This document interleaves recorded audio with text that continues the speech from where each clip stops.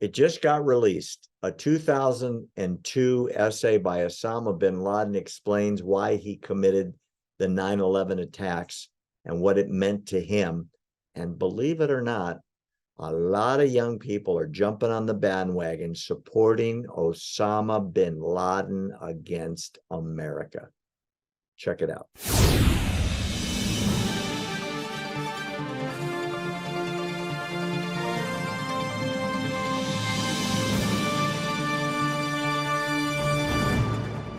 Lots of news out today, Claire, about this essay that Osama bin Laden wrote the year after 9/11.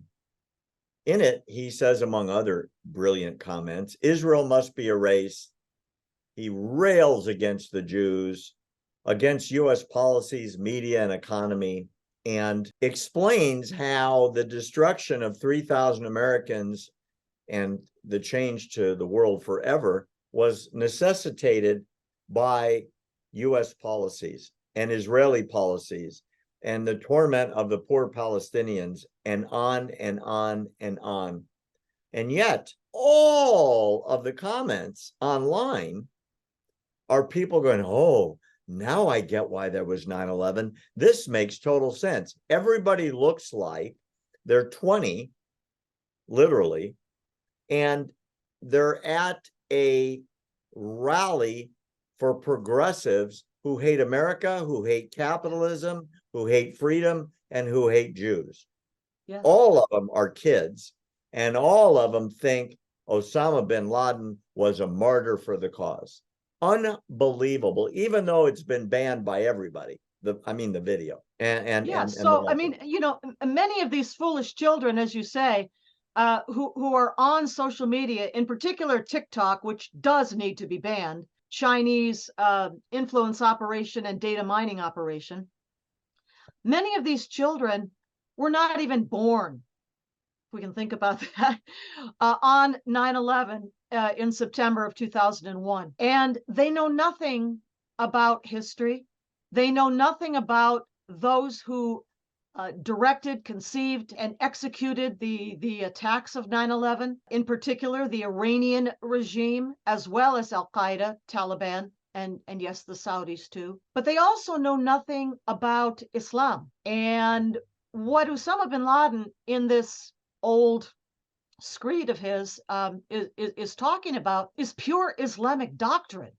This is the doctrine of Islam, which can be found, if one were to take the time to read it, in the Quran, the Hadiths, the Sirah, that's the biography of Muhammad, and Sharia, Islamic law. And it is obligatory for every faithful Muslim, to display, to execute their enmity against Jews.